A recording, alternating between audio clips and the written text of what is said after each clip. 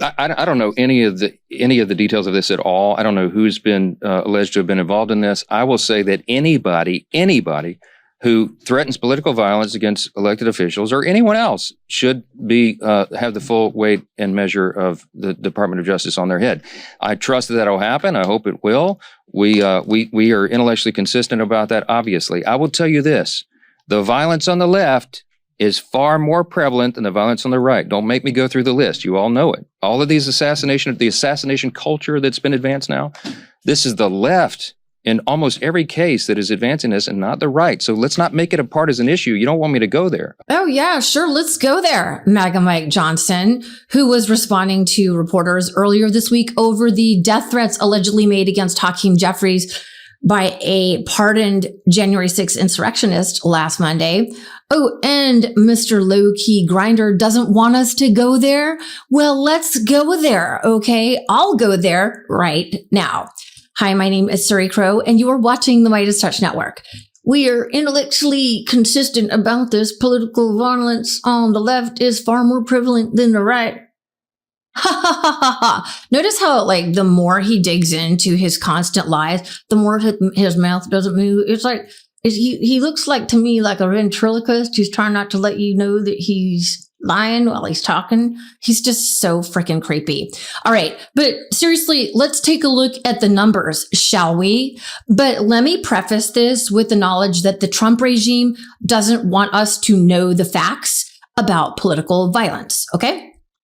In September, The Guardian released a report revealing that a study that found right-wing extremists have killed more Americans than other domestic terrorist groups just magically vanished from the DOJ website. The U.S. Justice Department, under Pam Bondi and Trump, scrubbed a study from its website, concluding that far-right extremists have killed far more Americans than any other domestic terrorist group. And this happened just days after a gunman fatally shot the prominent conservative activist Charlie Kirk. Well, how convenient.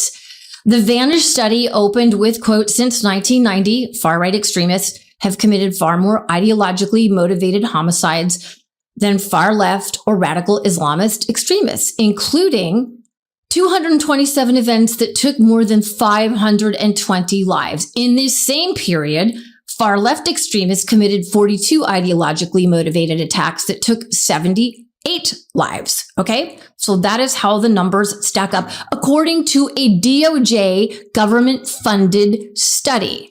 The National Institute of Justice study, which was based on research spanning 3 decades, represented one of the most comprehensive government assessments of domestic terrorism patterns.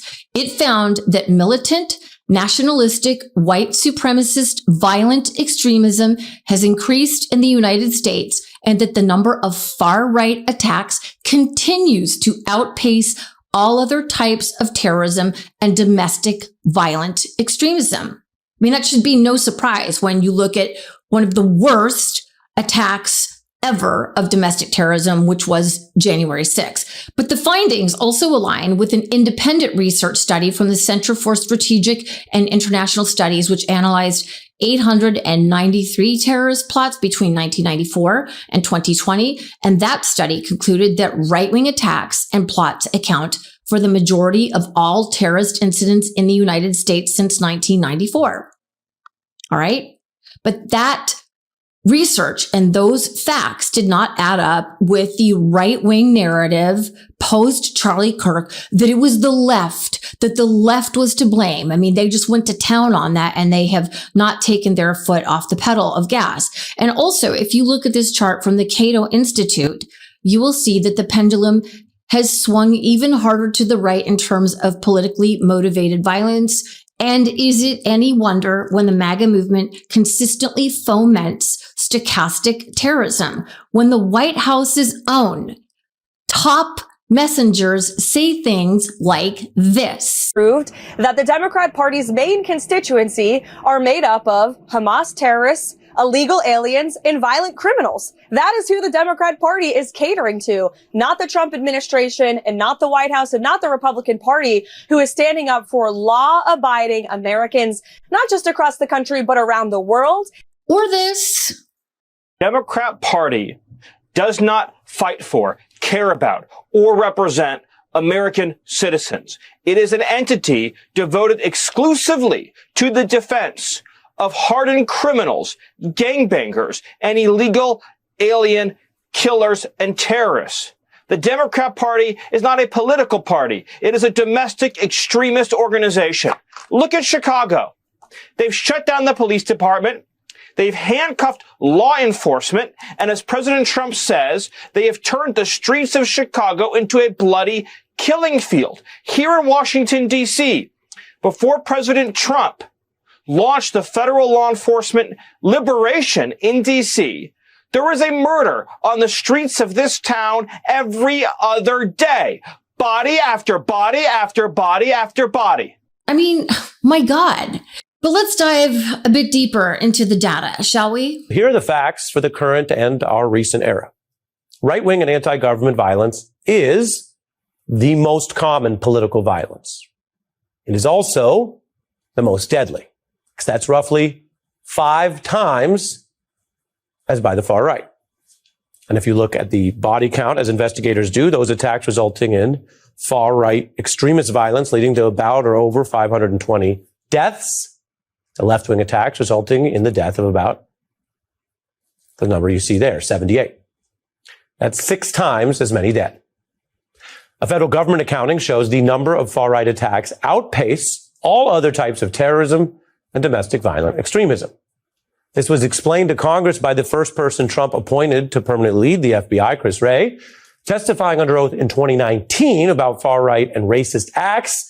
He explained that most of the FBI's domestic terror cases involved white supremacist motives.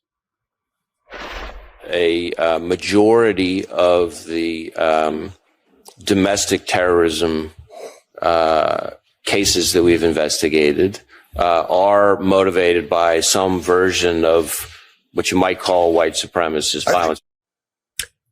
Now, the administration is also undercutting the work that tracks domestic terror and hate crimes, which is odd if you want to know the facts to deal with them. That's the current government's effort.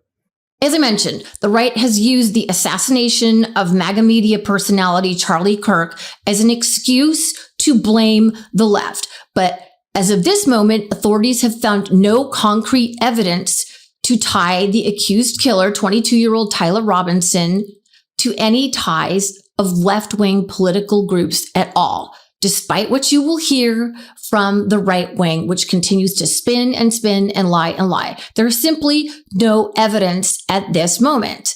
Meanwhile, the Trump regime has elevated Charlie Kirk to martyr status. Like, it's just nuts.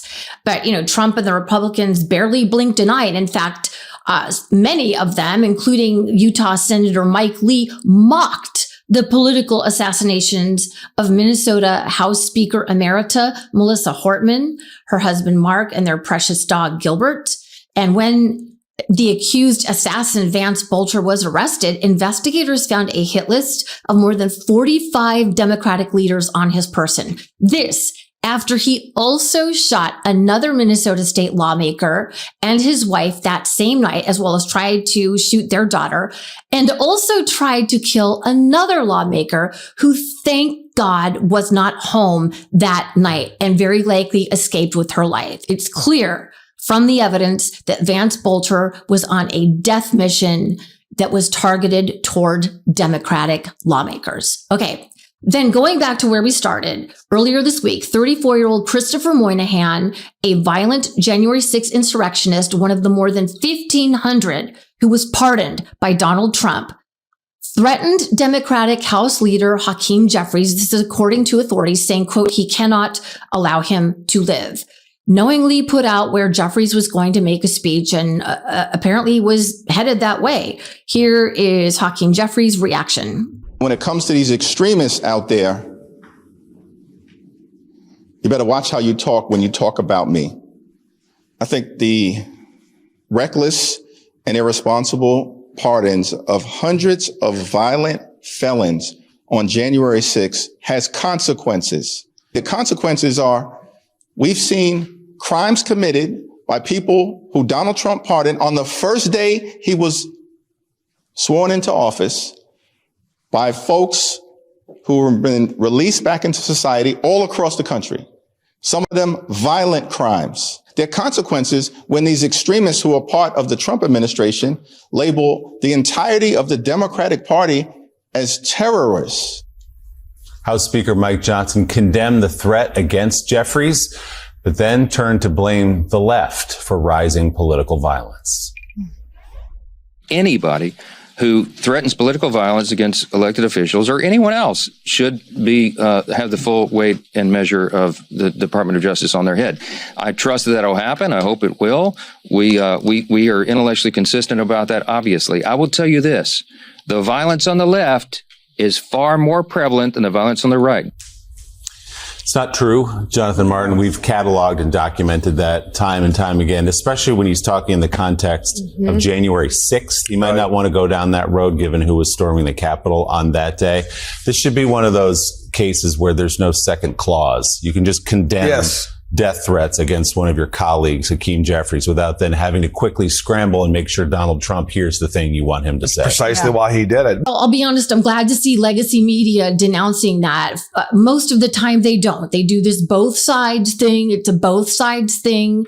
I have been doing a deep dive on this topic of political violence for a while now. It's probably why you haven't seen me doing as many videos on MeidasTouch Network, because I've been really looking into this. And it's not to say that it doesn't exist on the left. Certainly it does. But the great degree of political violence and the more deadly degree of it is clearly on the right. And that is according to the evidence and the facts. There is a reason that the Trump DOJ erased that government funded study from their website. That wasn't just a whoopsie accident. They did that on purpose. Okay. And I've been investigating the rise of political violence, even in my own backyard here in Virginia, where we have one of the biggest, elections in the nation going on right now, us and New Jersey. And obviously there's, the whole, Prop 50 in California too. But things are really heating up, and it's very obvious that Republicans are openly rigging elections and openly cheating. And I just want to make this really clear that, we need all hands on deck. They are trying to gerrymander the F out of every state they can. And here in Virginia, it's not just our gubernatorial race that's up for grabs, which is critical. It's our attorney general, which is key in protecting states. When you have ICE thugs running all over the place, you need a strong attorney general like my home state of Arizona, an attorney general like a Chris Mays who will sue the Trump regime. And what's clear, and so many people don't realize this, is you have to protect your state legislature.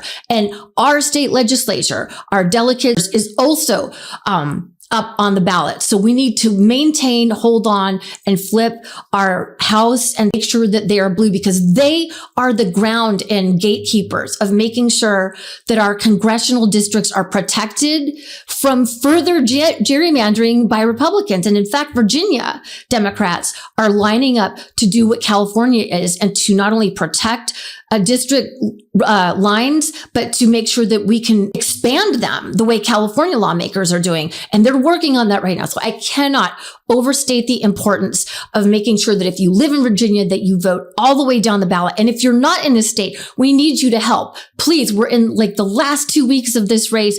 We need you to phone bank. You go to Invisible, move on. There are so many so many organizations right now that you can join to phone bank and turn out the vote. Turn out the vote. I've been saying this a lot recently. It's not the 77 million people who voted for Trump that killed us. It was the 89 million people who didn't show up. And especially in elections like this, people, they tend to kind of stay home, even more so than presidential elections. So not to go on and on, but we need your help. Please phone bank for us here in Virginia. Get everyone out all the way down ballot. Same for New Jersey. We've got to get, Mikey Sherrill, we've got to get her over the hump. It is critical. We need your help. By the way, stay tuned for my next report on the political violence that I've discovered here in my own backyard, with a crazy ass plot twist connected to it, one of the No Kings rallies. And again, it just goes to prove, the evidence that it it is falling on the right. And it's just a wild story. And I will have that coming up in a new report for MeidasTouch Network. So stay tuned for that. As always, you guys, stay fierce, stay encouraged, stay connected. I know it's really hard right now, but if we collectively join together, we can beat these mother flickers down. We can do it. All right. As always, peace. Love this video? Support independent media and unlock exclusive content, ad-free videos, and custom emojis by becoming a paid member of our YouTube channel today. You can also gift memberships to others. Let's keep growing together.